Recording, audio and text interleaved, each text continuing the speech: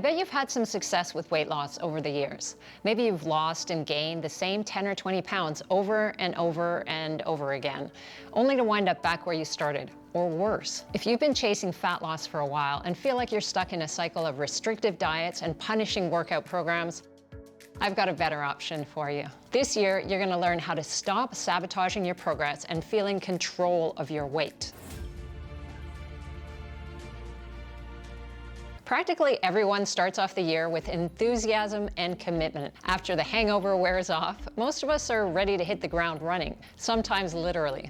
But wait, before you plunge yourself into an ice bath, not an effective weight loss strategy, by the way, go on a 30-day juice detox, or start doing a daily 2-hour boot camp, ask yourself this question: is this sustainable for you? I put the emphasis on for you rather than sustainable because for some people, going carnivore and eating nothing but meat might be perfectly pleasant, while others would give up all animal products and be vegan with no trouble at all. But those are the extremes on either side. Most of us fall somewhere in between in terms of preference. Lean proteins, vegetables, and fruit should be part of our balanced, sustainable diet. You know what else should be in there?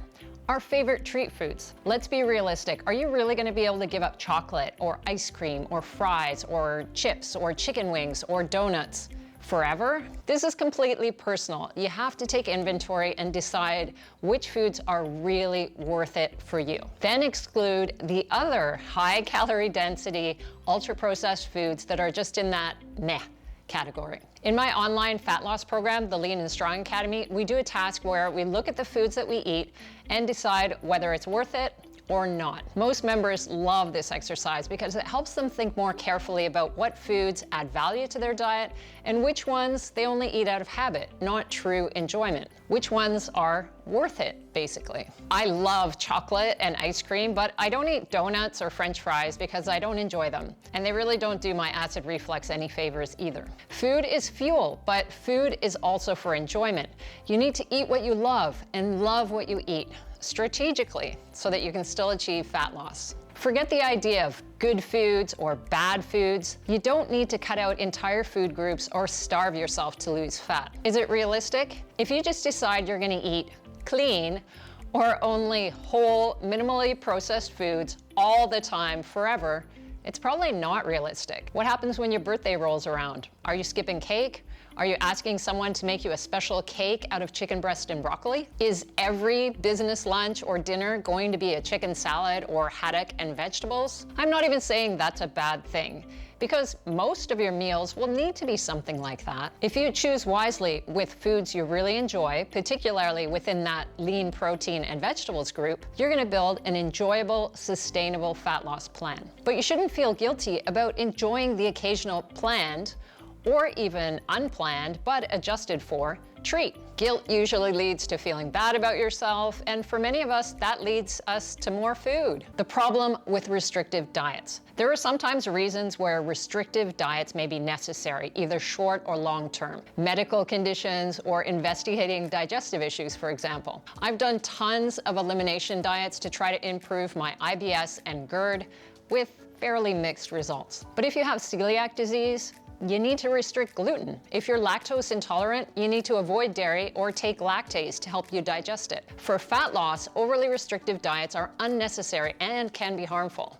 In just a quick glance around the internet, you'll see people fear-mongering about vegetables, fruit, meat, dairy, gluten, grains, any processed food, GMOs, toxins, chemicals. None of these are the problems for weight loss or health that sensationalist influencers are making them out to be. Everything is made of chemicals, and most people worried about them don't even understand chemistry. Even water can be toxic to humans at a high enough dose, and many things that are natural, like asbestos, arsenic, or mercury, can be toxic at relatively low doses. So let's focus on the things that really matter for a healthy, sustainable fat loss plan for you.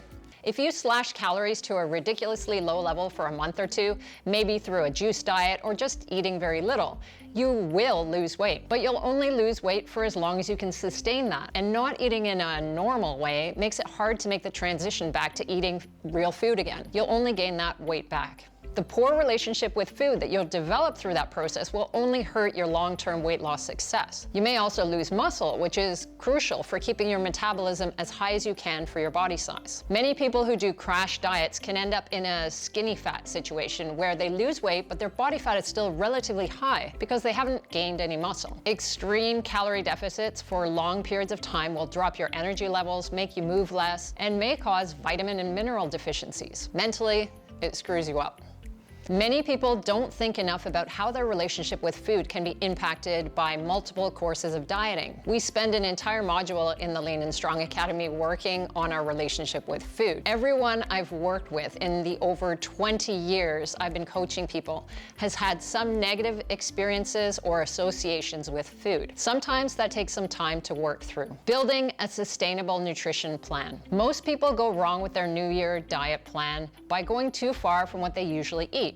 I say start from where you are and go from there. Look at what you're currently eating and ask yourself, are you eating mostly nutrient-dense whole foods? That means lean proteins, poultry, fish, meat, dairy, whole grains, eggs and egg whites, beans, legumes, vegetables, fruit, and healthy fats like nuts, seeds, avocado, and olive oil. Protein deserves a special mention here because it helps support muscle growth and maintenance. Healthy muscle will keep you lean and strong as you get older. Aim for at least 0.7 grams per pound of body weight per day, and that can be a combination of animal and plant sources. If you're really struggling with protein, a simple protein shake of whey protein isolate, which is basically nothing but a fast digesting protein, can make it easier to meet your protein target. Beyond that, I also like to emphasize vegetables and fruit in a fat loss plan. They're high in nutrients and low in calorie density, so they're a natural fit for a healthy fat loss. Try to have a minimum of 5 servings a day. It can be a mix of vegetables and fruit. Have you ticked all the boxes for protein and vegetables and fruit? You can also include some of your favorite treat foods. Plan to have a small amount each day, say 200 calories worth. That of course depends on your overall calorie target. If your calorie goal is very low, you can only add a very small amount. Or you can have a larger, higher calorie meal when you go out on Saturday night, but keep calories on the lower end during the week. Be careful though. One of the most common issues I see is having a very sensible calorie controlled diet during the week and then a free-for-all on the weekends. In fact, it's the main reason why people fail with fat loss long term. Consistently following a plan that includes smaller amounts of higher calorie foods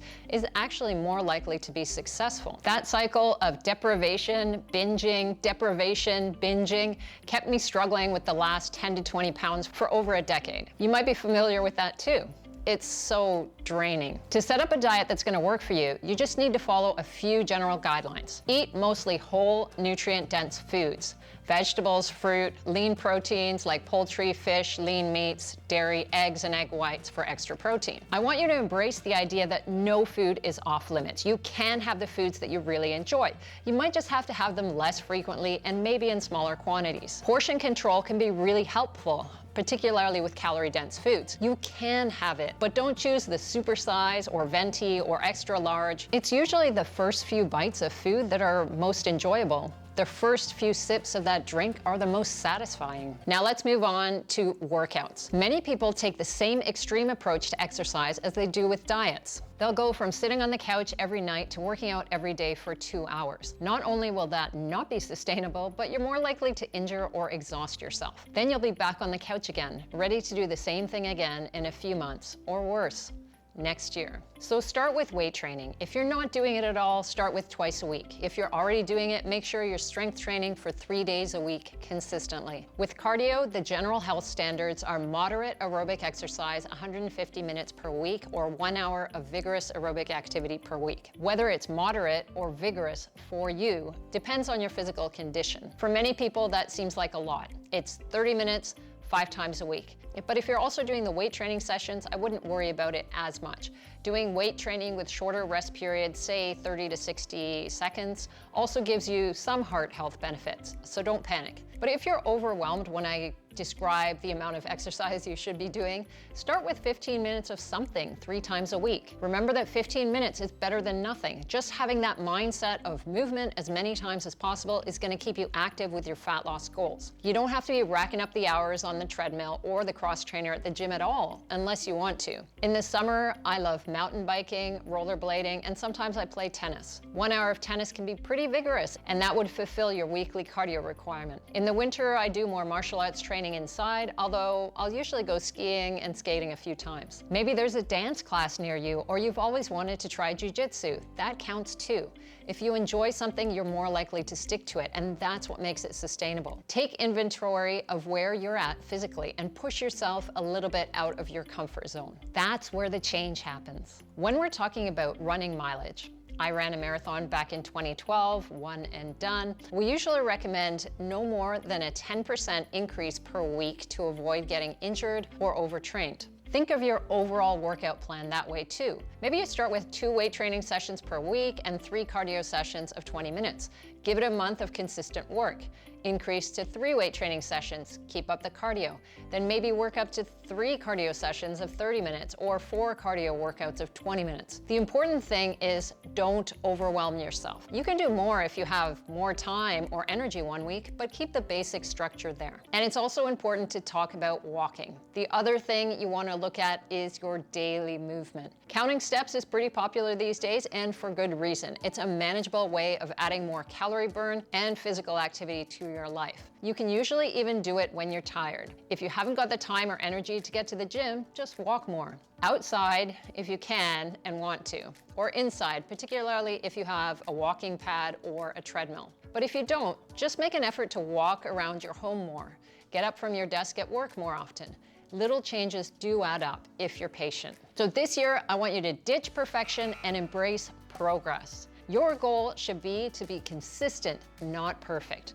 Life is going to throw curveballs at you all year long, and that's okay. Just keep your workout and nutrition structure in place and keep making progress. If you eat a little more than you planned, or even a lot, don't stress. Don't give up altogether. Slow progress is better than none.